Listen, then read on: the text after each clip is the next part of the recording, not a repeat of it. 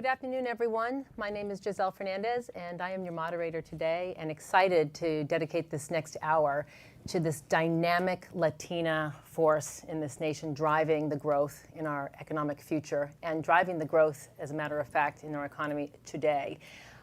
For a long time, we've been considered a subset, the Latina mother, the entrepreneur, the student, businesswoman. We are now the general market. Many of you know that the Hispanic marketplace is exploding. That is pretty much common knowledge, that we're nearing $1.5 trillion in consumer buying power. But perhaps what you don't know is that the Latina is driving the economic growth of this nation today, that we are the consumer, the coveted consumer that advertisers today are wanting to have. For a long time, it was defined, as you know, as women between the ages of 18 and 34. That was the prime jewel to capture, and the millennial.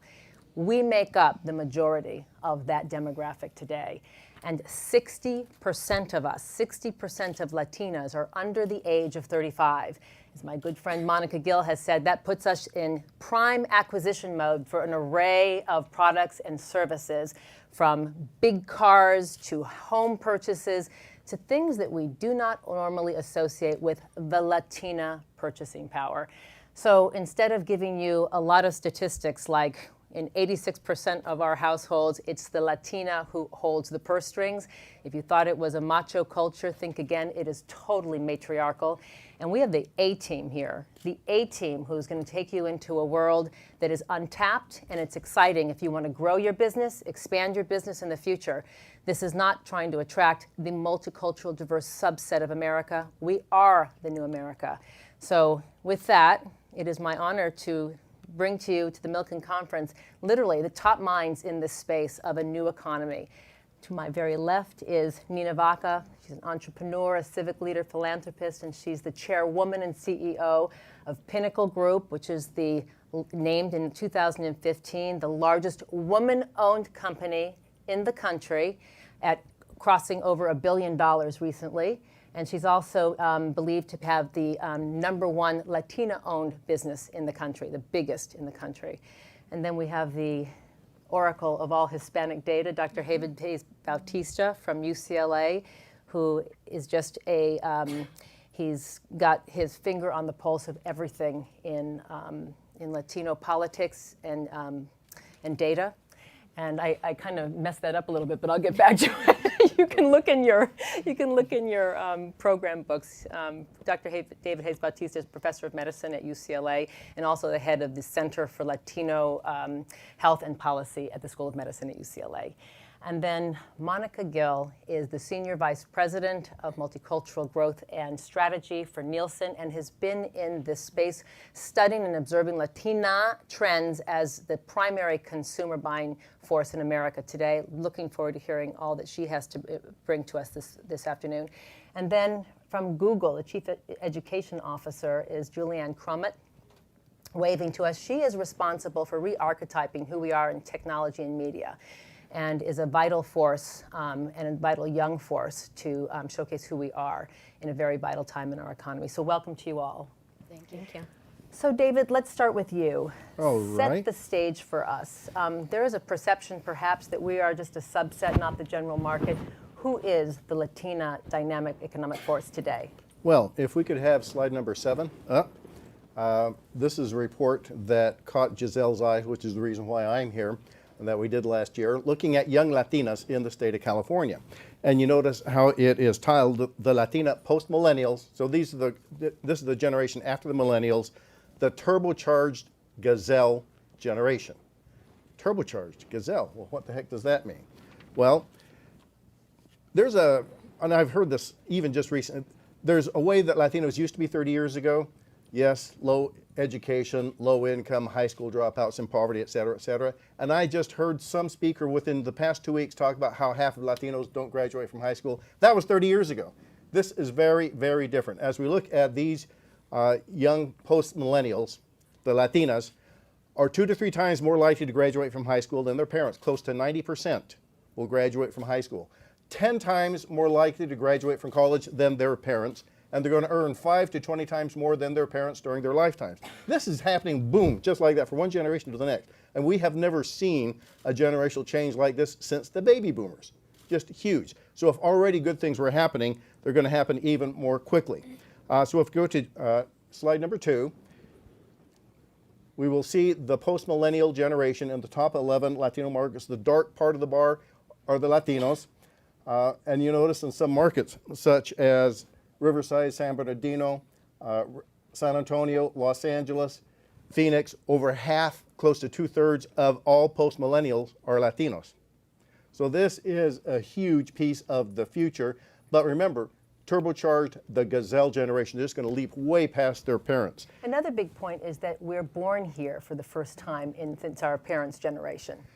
Well, actually, not only are they born here, actually, the average Latino has been born here. Even during the height of the last wave of immigration, 2/3 of Latinos in the United States were born here. And a place such as California, the average Latino has been born here ever since 1791. May I repeat, for over 200 years, ever since 1791, the average Latino has been born here. The immigrant has always been a minority. A very important minority, but always a minority. But now we really need to pay attention to their U.S.-born children, particularly the post-millennial generation. All right, Monica, frame this now, what it means for Latinas, because for the first time we're coming to the forefront, at least for the general market as it's perceived to be. We hold the purse strings, and we're a very different archetype than we're perceived to be, aren't we? Sure, and I think I want to piggyback off of a little bit what David Hayes said. So if you really think about the population right now, 17%, Latinos make up 17% of the population.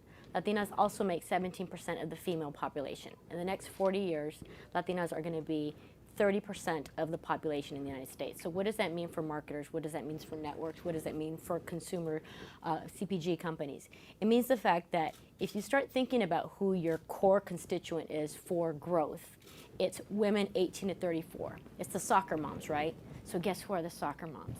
It's Latinas that tend to be younger.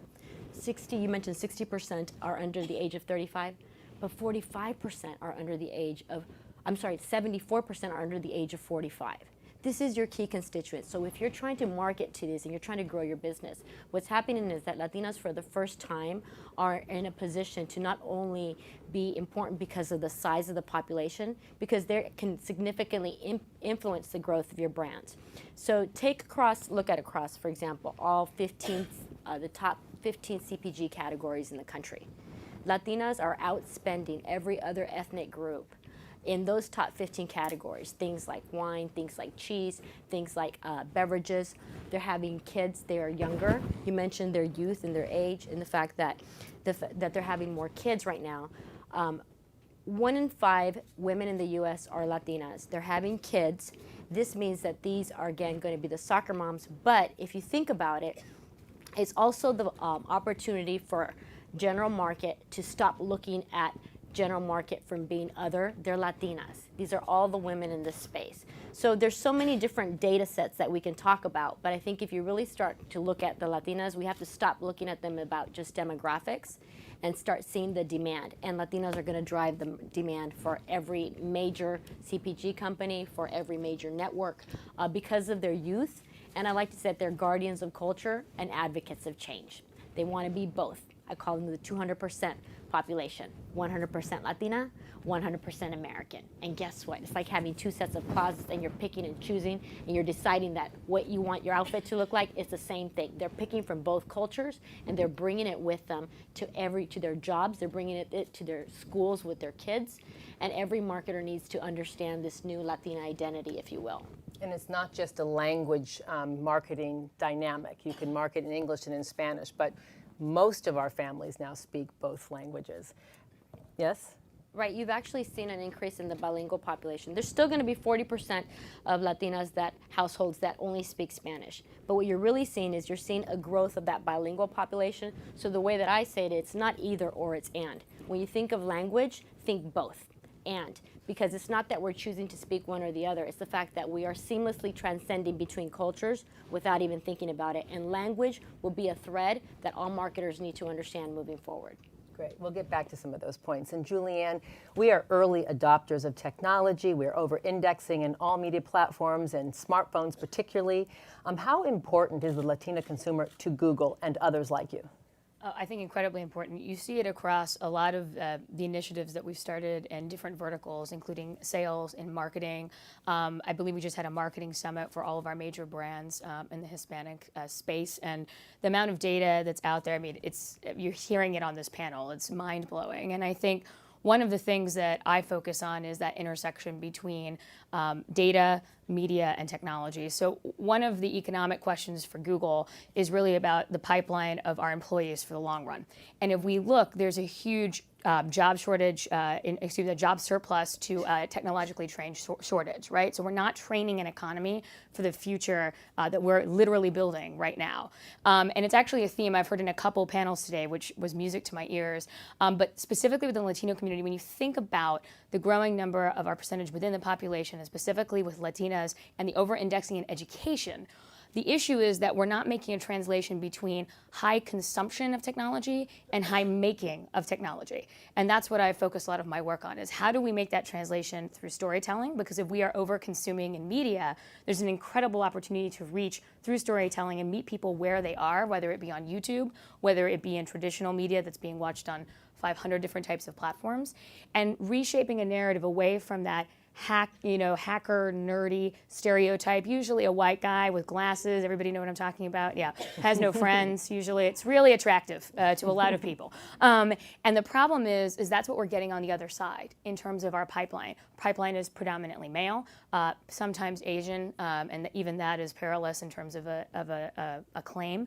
And generally speaking, we see girls dropping out of interest in tech and in STEM because of the perception of the career. We did a study, and this is all in terms of all girls and women. At the high school and college age, it accounted for 30%. The stereotypes, the perception of the career, accounted for 30% of the decision to pursue that career in technology and in STEM. And what's fascinating is the only thing that was more influential was parental or adult perception and influence and encouragement, right? And that was only 0.5% more. So really what you're seeing is that the stereotypes over about the last 20 years have had this profound impact on perception and on pursuit of the career. And yet we sit as Google and think, wait a minute, the Bureau of Labor Statistics just said we're going to have 1 million technical jobs unfilled by 2020 in this country. And that doesn't account for any other industry with tech. That's specifically in the tech industry. Yet we haven't trained a workforce to fill them. So herein lies the equation. We have a translation opportunity here to take all of these consumers of technology, majority Latina, and start to say, hey, if you learn how to code and build the thing that you love, you might improve upon it and in fact disrupt our entire industry and in fact be a pipeline for us as employees, but more importantly for the economy as a whole. And I think that's where this conversation really goes, is that disruption, that involvement in technology from the Latina community is going to change the whole game. And if we set that up, our economy is only going to propel forward. So you are Cuban and you're Puerto Rican, I am. Harvard grad. How does your Latina background and understanding of our culture help you create the archetypes that need to be able to push out those images that are more reflective of us? 100%. So, and by the way, I bet a lot of you didn't know I was Latina. I love freaking people out. So hablo español, nací en Puerto Rico. I was born in Puerto Rico. And what's really interesting is that there's a larger narrative conversation going on in Hollywood. Monica and I have talked a lot about this on different panels. And a lot of you may be familiar with, we have Oscars So White. There's a whole movement of the needing to change perceptions around a whole lot of things, not just within the technical workforce. So we feel ourselves plugging into that. And what's interesting in being Latina is sometimes my very presence as a light-skinned Latina is interesting in a lot of the rooms that I sit in. I present on unconscious bias a lot across the media industry. We've worked with over 20 networks and studios and production companies at this point. And what's fascinating is that because I've sat personally at a place of duality as a millennial and as a light-skinned Latina, and so I sort of pass in and out of conversations, and passing just means that people assume that I'm white and they have the permission to say things around me, and so I get a real sense of both sides of the coin. And what I have found is the nugget that really starts to flip the script, if you will, within the rooms in Hollywood that we're in, are when we reframe it around unconscious bias. And unconscious bias, for those of you who don't know, are just the results of shortcuts that our brain takes because of the amount of data that we have to process at any given moment. So at any given moment, our brains are processing 11 million bits of data, but we can only consciously process 40 bits, which means 99.99996% of what we think is unconscious. And when we start to work with companies, particularly often white male leaders of these organizations, and we reframe it as, this is not your fault in a direct way, this is all of our faults, and that's what's built the structure and the systems that have kept things from progressing. However, guess what? You can now have a part in making it better, in changing it, and starting to check your biases at the door. And I think that's what's been really interesting in sitting in my own personal perspective and reframing is, that's the point in the conversation where they all lean in. Because suddenly it's not about them being at fault and it's not the blame game anymore. It's more about empowerment and how we're all on this journey together. And quite frankly, a lot of companies have actually started doing things because of this very conversation. Well, let's take a peek at Nina's company. You have mostly Fortune 50 companies as your clients. Are you seeing corporate America awaken to this dynamic economy? Well, before I answer your question, I don't want to lose sight of what's really happening here. The reason that I'm here, the reason that we're all here is quite frankly because of you. Bringing the voice of the power, the economic power of Latinos in America to none other than the Milken Institute is something that should definitely be recognized. You've used your personal brand, your personal relationships, and I personally want to thank you for doing that. Will you help me thank her? Thank you, Nina. Thank you. My mentor always told me, if you want to create change, go to where the power lies. So here we are. So delighted to give you the answer. I have had the privilege for the last 20 years of having, actually even more 20 years on my own, but longer than that when you think about my family. I come from immigrant parents who came here to the United States from Ecuador, and their way to their American dream has been through entrepreneurship. So I've had a front row seat to that. 20 years ago, on my living room floor, I started a business too. And for 20 years, I've seen so many things and learned so many things about entrepreneurship. And it all begins, the companies that are doing it right are the companies that look at the Latino community not just as a consumer base, but an investment. And there are companies who are doing amazing things, and I would say by doing 4 things. Number one, making sure that they're looking at the number of Latinos and, quite frankly, all minorities in their workforce. Number one, a lot of times best practice companies will have what's called an ERG, an employee resource group. The second thing, and an award-winning of it, that they could mobilize, that they could do well, that they could have a voice within the company. ERG groups have become very prevalent in large companies. The second thing, quite frankly, is have an incredible supplier diversity program. That means that you look to the Hispanic community or all the minority community, whether it's women, whether it's minorities or Hispanics. Corporations that are doing it right are actually looking at doing business. We're not just worthy of buying your product or service, but we're actually worthy of doing business with you. The third, quite frankly, is being prevalent in all the consumer markets. That's an easy one, right? And all the regions and the markets that you talked about. And the fourth, and probably the most important, is having Hispanics or minorities in their C-suite and on their board. Now, if they're doing all those 4 to 5 things, that has translated into profit in an amazing way. If you look at companies like Comcast, like Verizon, like AT&T, like Google, who are doing that, you're seeing that affect their bottom line. But this is something that needs to be done consistently and in a meaningful way, in a multi-year way. This isn't, oh, I want to connect with the Hispanic community, I'm going to go sponsor an organization. It doesn't work like that. This is something that the Hispanic community is not a monolithic community. And it's important to recognize that, and it's important to invest in the community. Major retailers started focusing on this tsunami of a community, quite frankly, 7 to 9 years ago. 7 to 9 years ago, it wasn't vogue to be Hispanic. They were working on that, and those are the companies that are making it. But here's the disconnect for me. If we're such a cash cow for the general market and for big brands, big companies, big goods and services, Toyota gets it. They're the #1 car company for Toyota's now, Hispanics for yep. 10 years. Why? Because they know you don't give the test car drive keys to the man anymore. You hand them to the woman as well, or to the millennial child that's with them. Why isn't the rest of corporate America, Wall Street, Silicon Valley, jumping on this demographic when there's money on the table? Where's the resistance? Unfortunately, a lot of people still think that Latinos today are like Latinos were 30 years ago. I mean, when I just heard someone just within the past 2 weeks talk about half of Latinos don't graduate from high school. That's so 1970. So part of what we need to do is help bring people up to date. If we're interested in the millennials, we really need to understand the post-millennials, because they even go on beyond minority, go on beyond race. They're putting the world together in some really, I think, wonderful ways. But if we don't understand them, if we're used to post-holing our market, here's our Hispanic, here's our Black, here's our Asian, we're going to be in real trouble with the post-millennials. We need to listen to them very, very carefully. But isn't it true that so many, like Nina, you say, look, corporate America is not going to get it.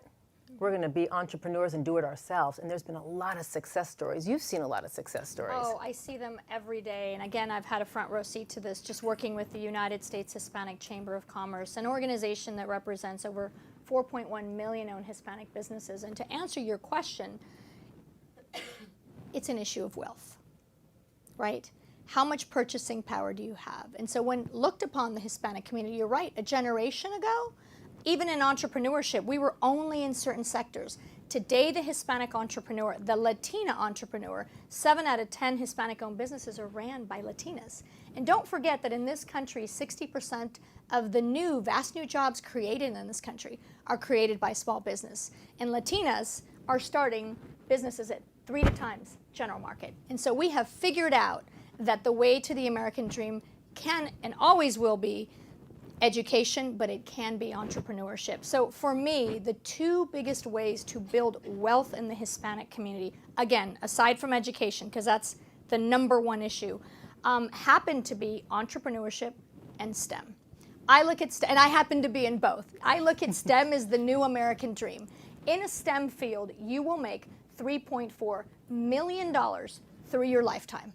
Think what that would do to a household that has an average of $40,000. You know, there is an incredible opportunity in this country today to join the STEM field. And so this is what we're advocating loudly and proudly to all these entrepreneurs and any Hispanics that I can get that are interested in thinking about what sector, what industry they're going to go to.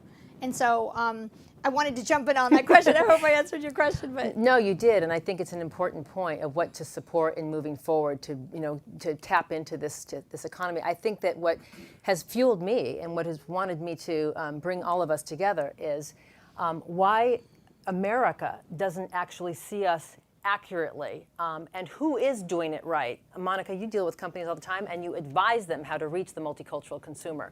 Who's doing it right, and do you see a wave of, yeah, we're getting it, and it's happening? I think you have to meet companies where they're on their multicultural journey. You have some that are barely beginning to understand that, guess what, there's 56 million Latinos in the country. It matters to me. There's companies like Coca-Cola that have been doing this for a long time, and they're doing it quite well. So I think a lot of it comes with education and what I call myth busters. It's really important to break myths. 64% of Latinos are U.S. born. Latinas are actually going into universities at higher rates than their non-Hispanic white female counterparts. We are of that 1.5 trillion in spending power. Latinas control the lion's share of it. So I think it's helping companies understand us as we are and not as they are expecting us to behave, or past perceptions have basically driven the way that they should have images about us and what we look like. So I think part of it is the mythbusters. Companies that are doing it right, there's a number of them.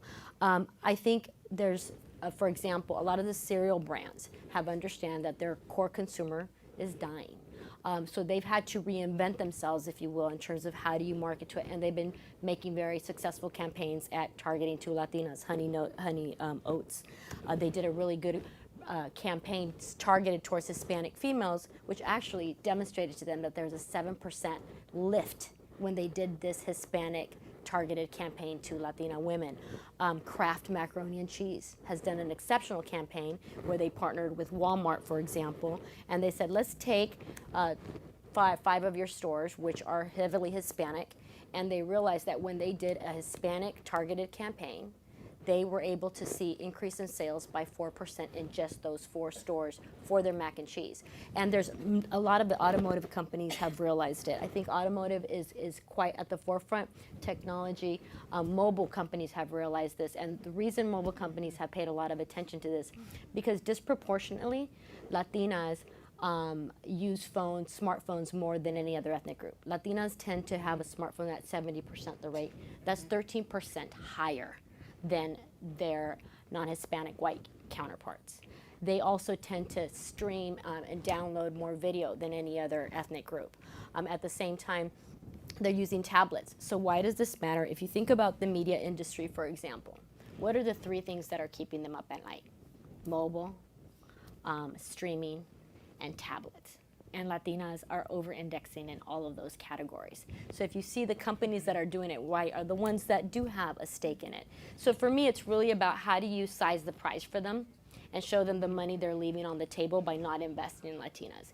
And unfortunately, that's my entry point to them. But I think that once you get them to lean in, once you get them to understand that their perceptions of us are mistaken or incorrect, and honestly, it's not always intentional, it's just a lack of exposure, they tend to respond differently to us and see us now as a growth opportunity versus seeing us as just something that's there, nice to have, and the fact that we are no longer the subservient Latina. I mean, everybody, all the Latinas on the stage, including you too, Dr. Hayes, yeah, you're honorary, are breaking all the myths, if you will. We are breaking the status quo of what traditionally has been thought of as Latinas. So we're in the driver's seat, and it's helping all the consumers and the clients understand that. And quite frankly, it's through data.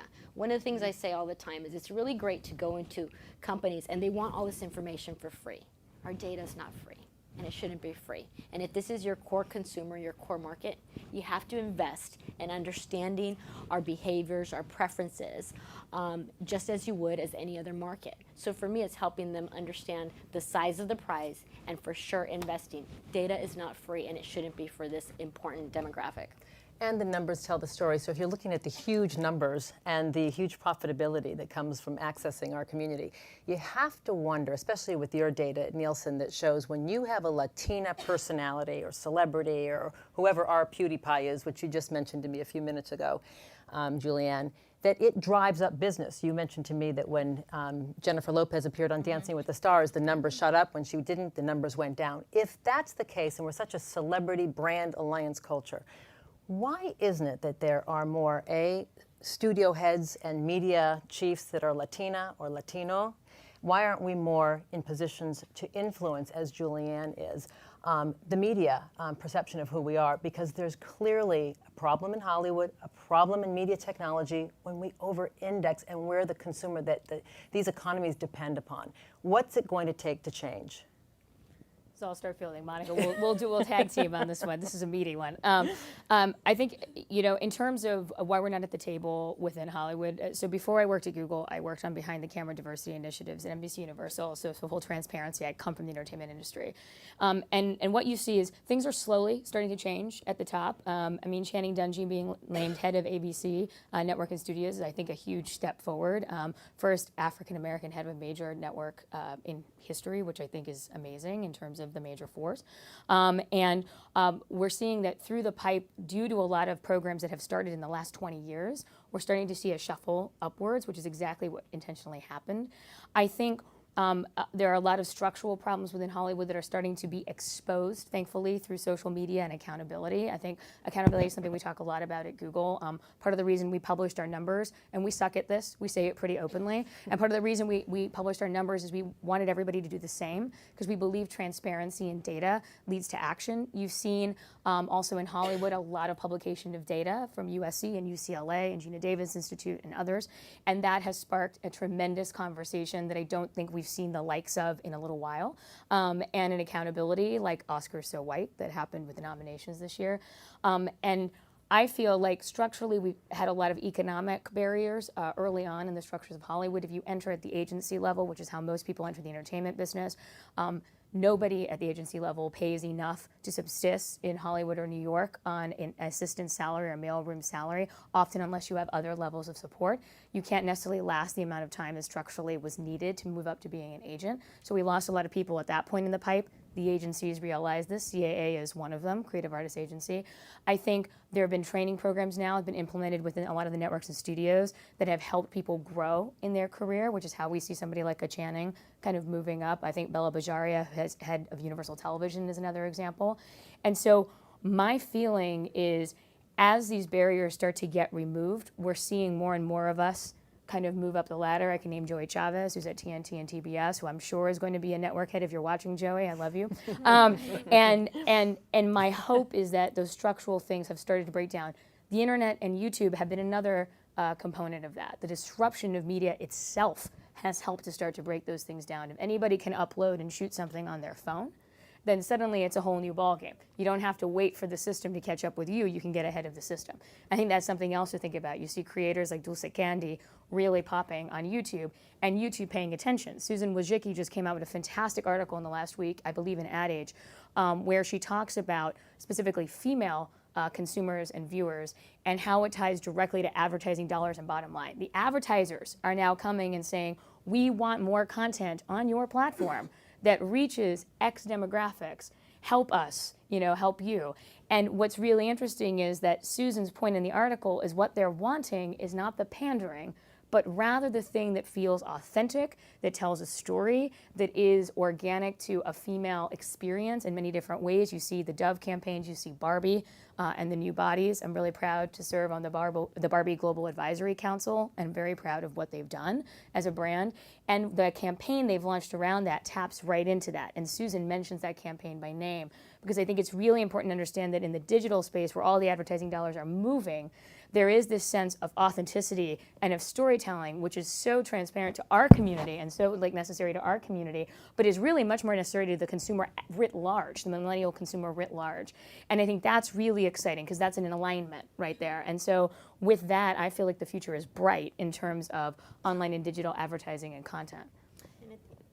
I think one of the reasons also it's tough in the media industry is because if you think about how it functions, it's about ratings and revenue. Yeah. So if there's not an immediate lift in the ratings, companies and networks will just go away and not do the program.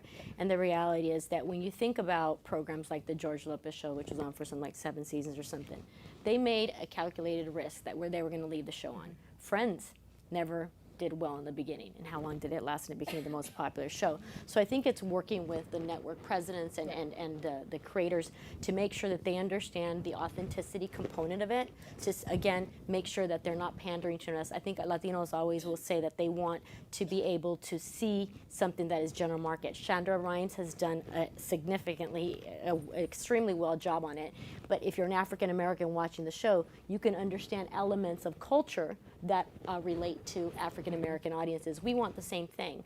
And I think that what happens with ratings and revenue is that if it doesn't show the immediate lift, they back away. And CPG companies do this all the time. And what I say is the greatest risk they want return on investment. Everybody does. But the greatest risk of not doing the right content, the right programming that's targeted to Latinos is that you're not doing anything at all. So if you don't do anything at all, that's a bigger risk. And most of the time when it fails, it's not so much because of the fact that there wasn't an effort. It was actually the fact that it was poor execution that took place. Well, the irony is the train has already left the station. Regardless of what the media companies and what everyone else does, this demographic is surging. And the Latina buying power is surging, and we are the future in terms of our numbers, birth rate, education rate on the rise, household earnings on the rise, all of it. So the companies that do reach out to us, some of them do it right, and some of them get it really wrong. I'll give you an example. So the Got Milk campaign, they decided with all these Latina mothers out there over-indexing the birth rate, let's put out our campaign. Well, Got Milk in that translation was, I am lactating, didn't work. So it's not just a matter of taking an English language campaign and translating it into Spanish. So it's not about language, as you said. It's about concept. It's about what? That adaptation versus, and what we call transcreation versus translation. I was driving down in LA here over on the east side, and I saw a very well-intentioned company that said, save your money. They were trying to say save your money, and they said basically salvage your life. And I remember thinking, you don't want to be that company that just translate, right? Because we can see and we can feel inauthenticity in a second. Right. So. So what is it, Nina? How do we reach our consumer? I want to build on your original question that says, why haven't we gotten there? Yeah. And we have a great, great at a certain industry, great data on this industry, but the simple answer is we haven't gotten there because we as a community haven't been able to organize and mobilize like other communities. So when Michael Milken said to me in an interview, we Latinas lack leadership, it was a very bold thing for him to say. But what does he mean by that, Nina? And it's a difficult topic to talk about. And you have to understand that, again, the Hispanic community is not a monolithic community. You know, other communities have a common experience, whereas they get together in that common experience, and we don't have that one common experience. You know, Cubans, Ecuadorians, you know, Cubanos, Puerto Ricans, Dominicans, Mexicans, and so you have to first understand that. I don't think that we have mobilized in a meaningful way in certain industries, and certainly not in entrepreneurship. And when you look at the companies that are part of the billion-dollar roundtable, out of the Fortune 500, there are 21 companies that spend $1 billion with women and minority-owned firms. If you look at their supply chain, it mirrors non-Hispanics, but it mirrors women, it mirrors minorities. And so this is why the conversation, what Julianne was saying, is so important, because this is why we need to be at the table. This is the same argument you use for why women need to be in office at the table, because you bring a set of experiences with you, and those experiences result in your action. And I go back to where we started. If you want to create change, you want to go to where power lies, right? And so I won't take any credit for the J-Lo line at Kohl's, by the way, but it's very, you know, is it a coincidence? And I won't take credit, but it is a fact that when I show up at the board meeting, they're frantically trying to figure out what she's going to ask, and we need to be prepared. So by your mere presence, you find that you make a difference. But if you're not at the table, then there is no advocacy. And so we've done a great job in my community and our community at advocating on the civil rights piece. We have great civil rights organizations. They're large, they're big, they've done their job. But on the business and economic piece, that's where we're missing, right? This is why, you know, I spend a lot of time and I invest in the United States Hispanic Chamber of Commerce, because 4.1 million owned Hispanic businesses, the influence and the power can transcend to economic development for lots of businesses. I see corporations give out business, RFP businesses all day and all night, and our voices are not heard at the table. Our entrepreneurs aren't getting an opportunity. And I feel like if you use the vernacular of a business concept as opposed to a civil right concept, you're going to find that corporations will come willingly. And we have seen that. We've seen a growth in commerce. We've seen a growth in our corporate membership from 40 to almost 200, almost 300 of the Fortune 500. We're soon going to get to all the Fortune 500. But this is the conversation that needs to be happening per industry in the business context. I love the fact that the media and the technology industry is doing something about it. But there's a whole lot of other industries that Latinos are present that you don't see the advocacy. So advocacy. It's such an interesting point, because it's such a challenge.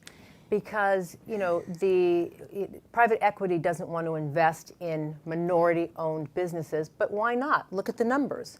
And so if we don't have access to capital to grow our businesses, we don't grow out of sole proprietorship. We own a little business. You are the exception, aren't you? How many of you are there, Nina? I'm actually of the very rare exception, because I started my business 20 years ago, and I have had no mezzanine, no help from the government, no outside investors, and no private capital. And I still continue to own 100% of the business, which is very, very rare. Again, when you look at Hispanic-owned businesses and women-owned business and minority-owned businesses in general, their biggest deterrent has always been access to capital. And how do we figure out that access to capital. Awareness is a big issue. Of the numbers. Of awareness data. of the challenge, right? Of where I can go. And believe it or not, in the last generation, there are more people focusing, just like there was a lot of people focusing 30 years ago on Hispanic education. Today, there's a lot of groups, people, individuals, companies, organizations, NGOs that are focusing on this access to capital. And what I've seen is, quite frankly, it's putting the two together that's the hardest, right? It's creating the awareness. I mean, I'm proud to be part of a program at the White House called the Presidential Ambassadors for Global Entrepreneurship. And there are amazing resources, but people don't know about it. So it's an awareness issue because, again, where do I go to connect with the Hispanic community? Most people think I'll just connect with one association, one organization, I'll throw a sponsorship dollar, I'll put a line out there. And the reality is that that's not the recipe. The recipe is multi-year, it's holistic, and it stems not just at the bottom, but advocacy all the way to the C-suite. Well, it really is also getting somehow this general perception to view us as an economic imperative and not a social justice concern. And David, you really delved into that in this Why Latinas Matter study that was funded by Altamed and really took a look at half the population of women in this state who are 10 to 14 years old, girls, will turn into women of tomorrow. Will be half the population will be Latina, underserved. That need more access to education, need more access to health care, need more access to mentorship so they see beyond the circumstances they're living in now. And yet, it's not a social justice dynamic. This is an economic imperative that you said could actually, really increase by trillions of dollars their contribution to the state, and yet still it's a hard sell. It's still a hard sell, and in part, we maybe need to dispel a little mythology. I'm sure we've all been asked, but are you Latino or are you American? And all of us say, well, that's kind of a crazy question. I'd like you to think like this. Would you ever go to Texas and go walk up to a Texan and say, well, sir, are you a Texan or are you an American? You wouldn't say that. There are no prouder Americans than Texans, but not all Americans are Texans. There's a Texan way of being American. There's a Latina way of being American, and that's what we are. Just like Texans. Think Texan, Latina. You got it. Well, one of the big questions you asked in your study, Monica, was, the browning of America has had a really dynamic impact on who our customers and consumers are. So America has changed. Have you? What does your study and data find? Why haven't we changed with the data? I mean, I think it goes back to everything. I'm hearing you, Nina, and a lot of that conversation really stems in terms of our organizational structures equipped to deliver against this new consumer. And I think what you really see is, you mentioned the Kohl's campaign with Jennifer Lopez, right? When you have people that are at the table, such as Nina, on the board, and then you have executives, such as all of us, that are able to execute against the Latino marketing plans or whatever you want to call it, everything from talent recruitment. It does work. I mean, you see that happening with Kohl's, you see that happening with Target, where you had another Latina who sat on the board, or Latino who sat on the board and was able to drive these initiatives forward. Because I think that companies, it's not that they don't want to know, it's just the fact that they don't even know where to start. So it really is about meeting them where they are. And I think that ultimately, it's helping them have a very frank and honest conversation about race and ethnicity. It is hard. People don't want to do that. They don't want to say the wrong thing. They want to be politically correct. So it's about creating an environment that's safe for them to ask questions, and also creating, for us as executives, to be able to say, you know what, don't go there. You don't want to do that because it's going to be offensive. But it has to be an open dialogue. And I think that right now people are just nervous and scared to have that dialogue. And what I tell my company, it's better that you tell me before you go out and do something that is going to cost you $15 million to fix. So the truth is that it is about having the dialogue. It's about having executives at the table. And honestly, it's about training. I was here, and it's training both the Latinas that you have in staff. I like to think of it this way. I don't apologize for hiring Latinas. If I have that corner office, then it's my responsibility to throw a rope and bring another Latina back in. And I don't apologize for it. Someone asked me, well, why not? I said, because if I don't do it, who will? So the truth is that I still feel that I have that responsibility to do that. Once they get in, you have to train them. You can't expect that they're just going to be able to pick up on things. A lot of companies tend to hire on skill They want to be very, very focused on a specific skill versus talent. And I say, you bet on this Latina any day, and I guarantee you she's going to work. She's going to outwork everyone in that room. But it's about investing in the training that is going to help them make them successful. You know, exposure is everything. I think a lot of us grew up with, we didn't travel, we didn't have a global palette, we didn't understand how global trends work. So it's about helping Latinas understand financial business planning, have more acumen in financial awareness, the training, and also giving them exposure to boardrooms, board suites. I think a lot of us have gained some of our best exposure by sitting and watching other leaders and watching them and trying to emulate how they work. So I think it's a number of reasons, and I will just echo what everybody else here on the panel said, but for me it really does come to training and exposure. David, what is it going to take to activate the Latina leader in your data, in your research, Well, actually, so that we insist on having a place at the table? we have a lot of Latina leaders right here on this panel. There are a lot of Latina leaders out there, quite frankly. You have said the same. You have said the Yeah, same. I think maybe the rest of the world is not aware that they're there, but they're there, and I think maybe it's just a matter of maybe taking another half step forward and getting the rest of the Latino community behind you all to say, guess what? We have a lot of leadership right here, and they know exactly where to go and what to do. There's also a lot of Latina archetypes in our history, or herstory, that we don't evoke. We know a lot about the, Pancho Villas and Viva Zapatas, but there's also tremendous mythology and archetypes that soldaderas of the revolution that we could pull from, that we don't. And it goes back even further. We've been doing work on the history of the Cinco de Mayo, and right here in Los Angeles, the women, once Puebla fell, and the men stopped supporting Juarez, the women said, well, we're going to do it as Latinas here in Los Angeles. And because during Iberian law, actually married women could own property independent, they set up in about a dozen towns, juntas patrióticas de señoras. They raised their own money, they elected their own officers, they decided what to do with their own money. Hey, they breathed fire in some of their speeches against the Confederacy and against the French. They were leaders, and we need to bring them out of the history books to make sure people understand they were here in this state and they did this, and it was amazing. That's the content that we need to try to bring forth. And what's amazing, I really wanted to respond to that, actually. I think part of it, and I see some of my friends in the audience who were talking about this earlier, is about sharing and telling those narratives that have been buried for so long. History is told by the victor or by the person in power, right? And, one example, at least on the Black history side of the house is Katherine Johnson and the NASA mathematicians, who were women, who got us to the moon and back. That story was not known until now, and Taraji P. Henson is starring in the movie that's going to come out in December and January that Fox is distributing. We've known about the script for about 2 years because the woman who wrote it, her grandmother was one of those women, and she's now a Hollywood writer. And I think this is just scratching the surface of the indelible amount of material that exists in all of our communities that have never been shared, but are amazing storytelling fodder, quite frankly, and are inspiring, but are also just great stories. You don't actually have to do much to them. I think you think about in the technical sphere, we've always been there, right? We just, even if the story wasn't told, the wonderful documentary Underwater Dreams that came out about a year ago, which is about 4 undocumented students in high school in Arizona who made an amazing robot in a competition, and they beat MIT as high school juniors and seniors.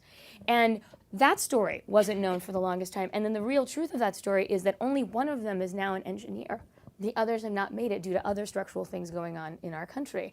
And I think what's really powerful, though, is that story coming out spawned a whole slew of conversations around STEM education and access, and it just took one movie. And I think what the truth here is that we have hundreds of stories that have been untold. I'm going to just give one great example because it ties to economic benefit. The TV show Grimm on NBC.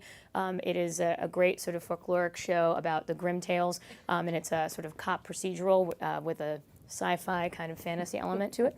And the millennial voice at the panel. Yeah, and what's interesting is I worked at NBC at the time, and this is the second season of the show. They were starting to formulate stories, and I noticed that we had La Llorona at the Universal theme parks. La Llorona is a tale, for those who don't know, that's extremely uplifting about a woman who drowns her 3 children, commits suicide, is forced to roam the earth looking for her children, i.e. your children, which is the tale that parents tell their kids when they want to behave. La Llorona is going to get you. And I walked into the executive's office who covers that show, and Bruce Evans, was phenomenal, and I said to him, Bruce, why do we have a thing at the park around La Llorona? Because half of our foot traffic in LA is Hispanic. But we've never done an episode of Grimm about La Llorona, and it's on our air, and yet it fits perfectly. So we pitched it to the showrunners. They loved it. It ended up being the second highest rated episode ever of that show at that time. Only higher than the only higher thing was the pilot, and it was a 0.5 rating spike from the week before, and it sustained at a 0.2 level higher for the rest of the season. That's unheard of in modern television. This was in 2012.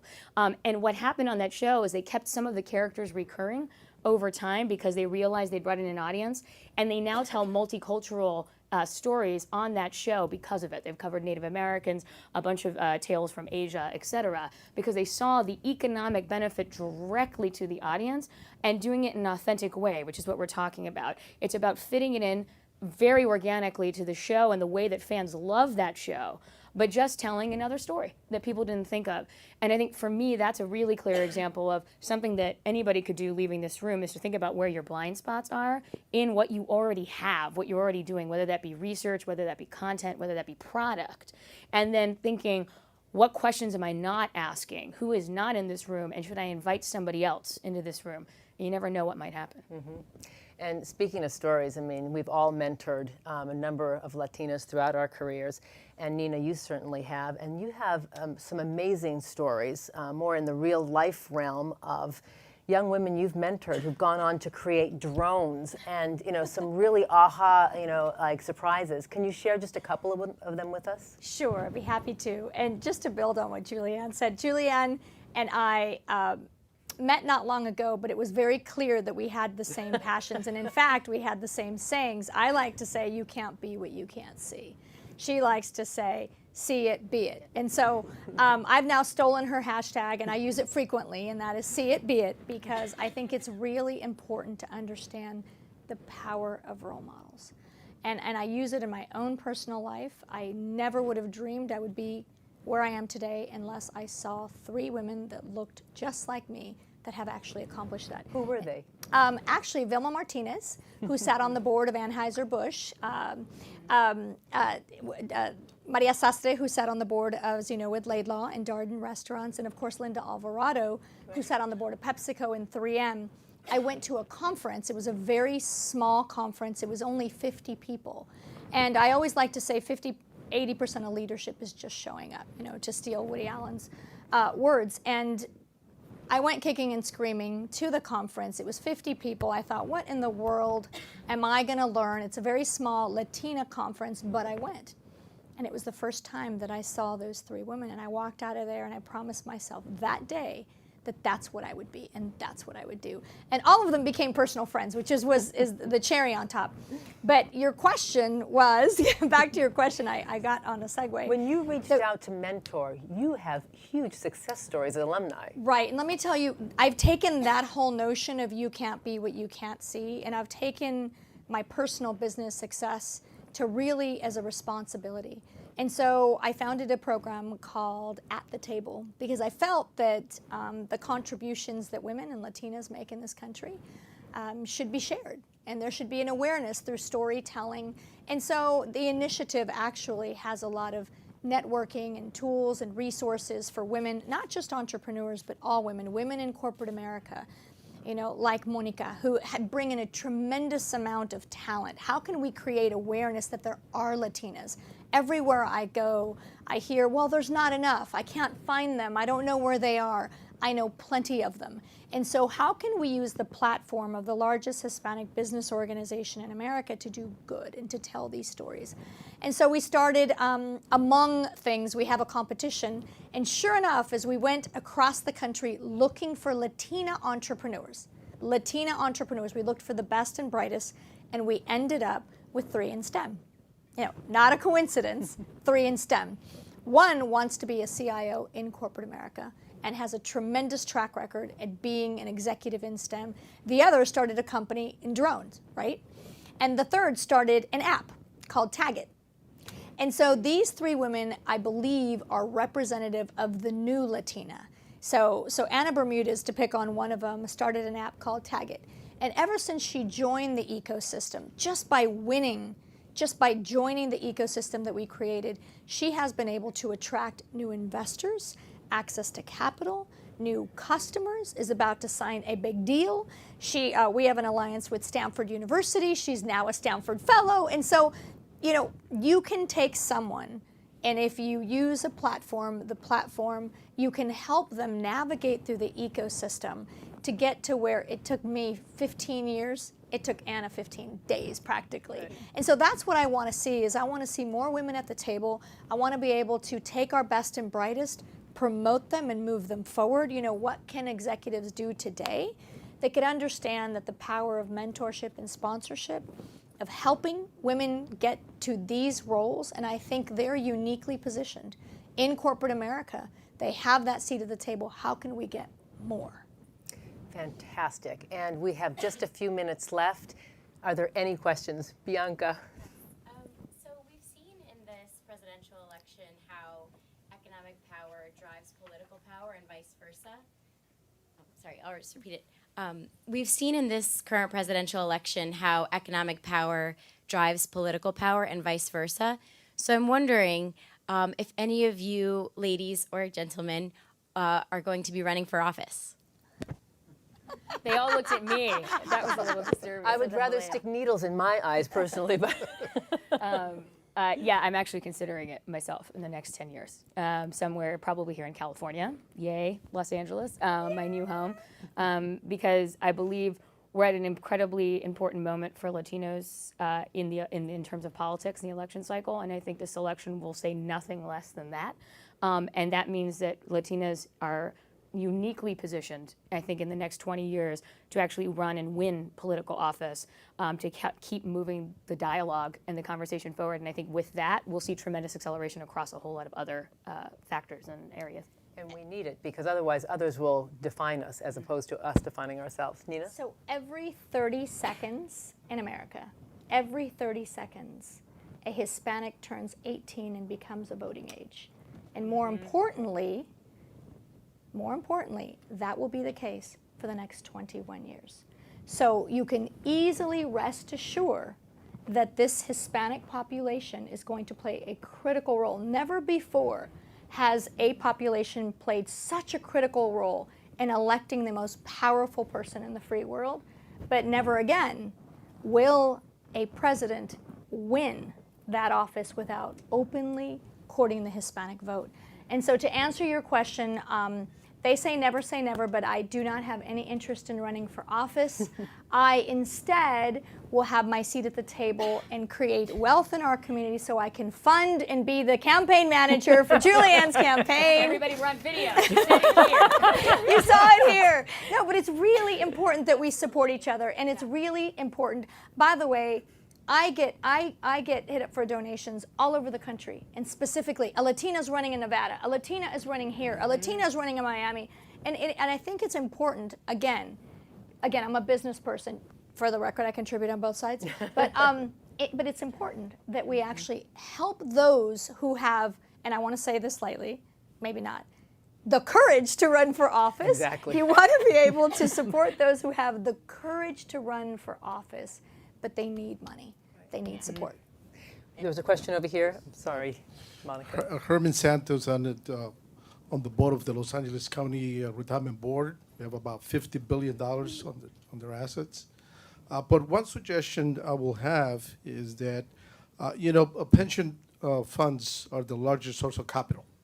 And I agree with you that private equity is not a best friend, especially for women, Latino women.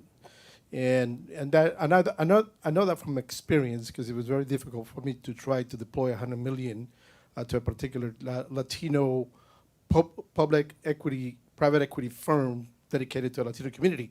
So my suggestion is that if we would try to get more Latinos on those boards, you got CalPERS, CalSTRS, many other pension funds, we have the ability to deploy the largest amount of money, and we can advocate for women, especially Latino women.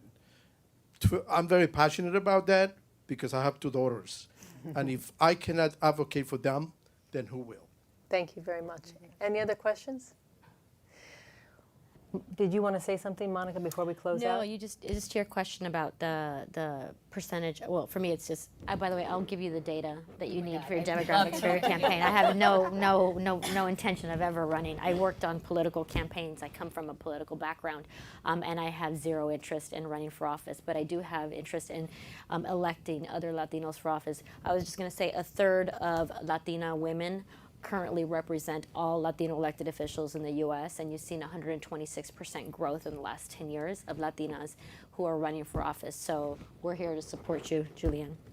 We are not a social justice dynamic. We're an economic imperative to this nation. And I'd like you to leave here, if you remember anything, remember this. When you go brown, your profits go up, not down. Thank you so very much for joining us. And thank you all to my esteemed panelists.